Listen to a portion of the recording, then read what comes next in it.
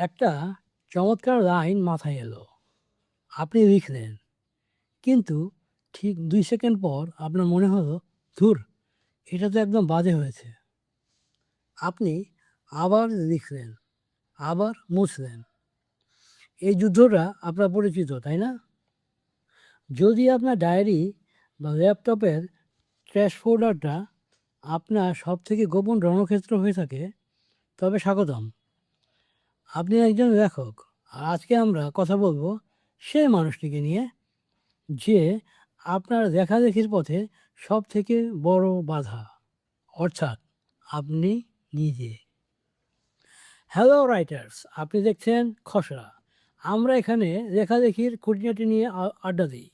আজকে আমরা এমন একটি বিষয় নিয়ে কথা বলবো, যা নতুন বা অভিজ্ঞ প্রতিটি লেখককেই প্রতিনিয়ত ভোগায়: আত্মসমালোচনা বা সেলফ ক্রিটিসিজম।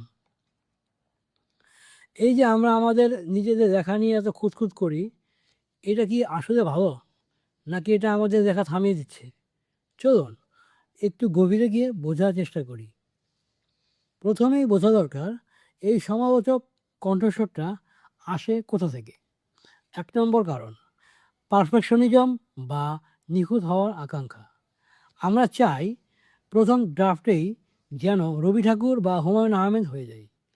কিন্তু আমরা ভুলে যাই যে আমরা যাদের ড্রাফট পড়ে মুগ্ধ হই, সেগুলো ছিল তাদের ১০ম বা ২০তম ড্রাফট, প্রথম ড্রাফট নয়। ২ নম্বর কারণ, তুলনা।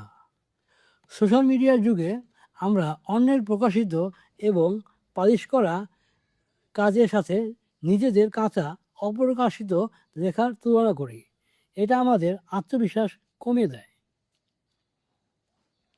রাইটার্স ব্লক বা লেখা আটকে যাওয়ার একটা বড় কারণ হলো এই আত্মসমালোচনা। যখন আপনার ভেতরের সমালোচক আপনাকে কলম ধরতেই দিবে না, তখন সে অবিরত বলতে থাকবে, লিখে কী হবে, কেউ তো লেখা পড়বে না, বা তোমার লেখাটা খুব সাধারণ হচ্ছে। এই কণ্ঠস্বরটা যখন আপনার লেখার আনন্দের চেয়ে বেশি শক্তিশালী হয়ে ওঠে, তখন সে আপনার শত্রু। কিন্তু মজার ব্যাপার হলো, এই সমালোচক কিন্তু পুরোপুরি খারাপ নয়। সে আসলে আপনাকে ভালোবাসে। সে চায় আপনি সেরাটা লিখুন। যখন আপনি লেখা শেষ করে এডিটিং বা পরিমার্জনের টেবিলে বসেন, তখন এই সমালোচক আপনার সবথেকে বড় বন্ধু।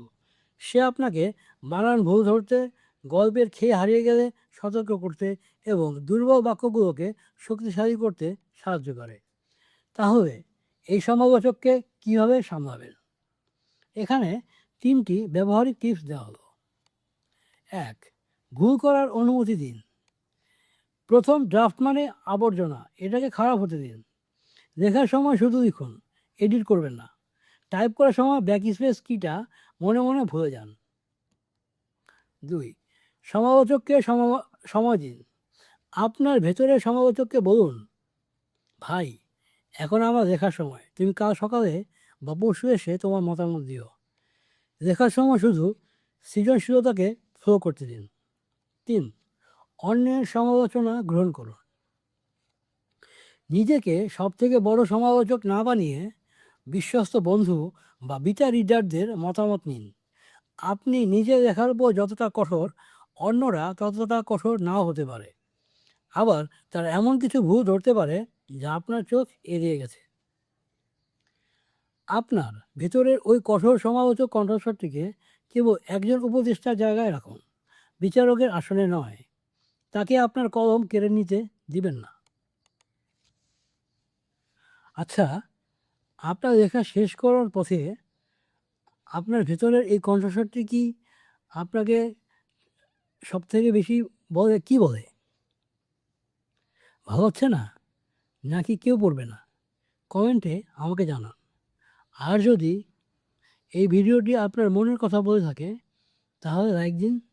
আপনার সেই সকল লেখক বন্ধুর সাথে শেয়ার করুন যে ডিলিট করতে করতে ক্লান্ত। আর হ্যাঁ, লেখালেখি নিয়ে এমন আড্ডা দিতে সাবস্ক্রাইব করতে ভুলবেন না।